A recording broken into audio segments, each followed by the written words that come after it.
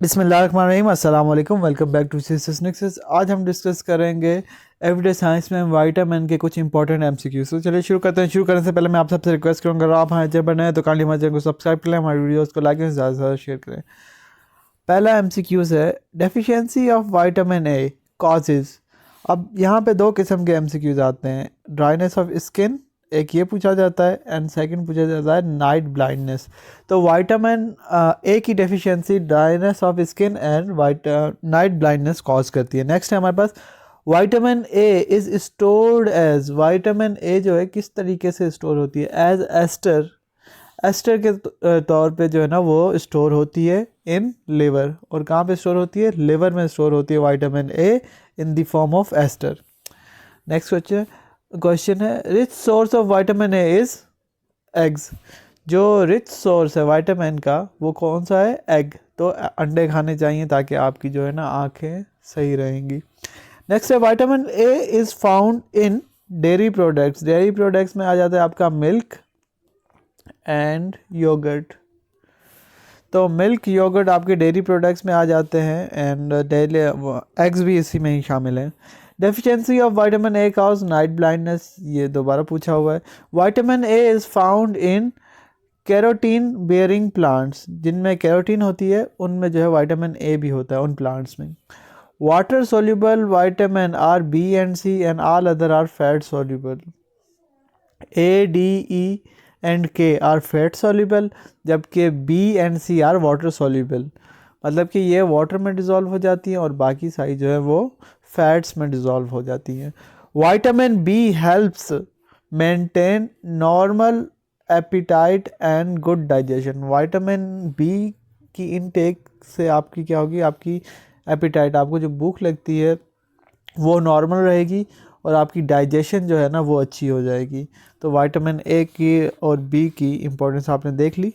Vitamin B one is available in yeast.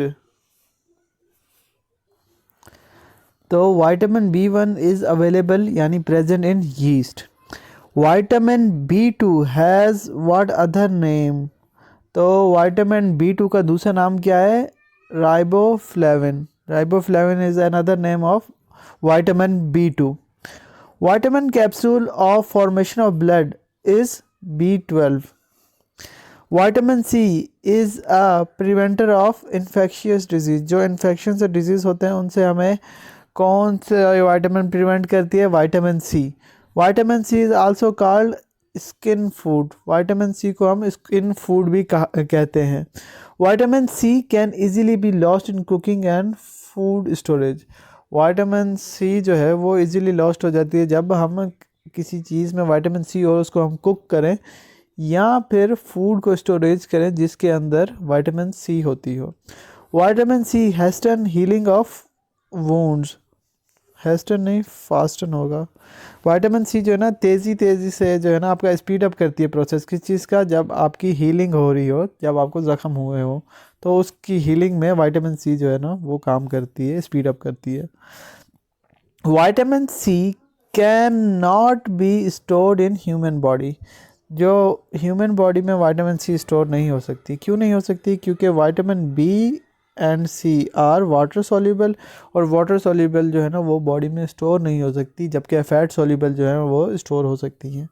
Scurvy arise due to deficiency of vitamin C.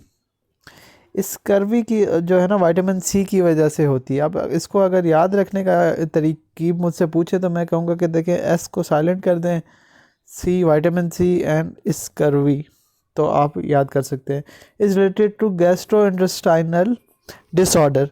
Next है, vitamin C is also known as ascorbic acid. This is important MCQs, ये एफपीएससी अक्सर पूछता रहता है।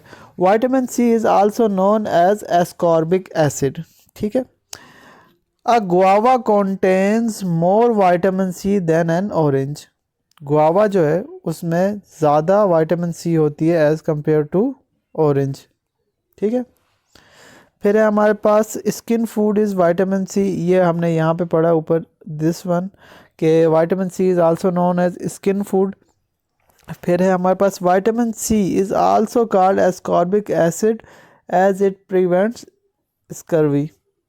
अब यही MCQs rephrase हुआ है ऊपर वाला, ठीक है। Vitamin C is also necessary for utilization of iron.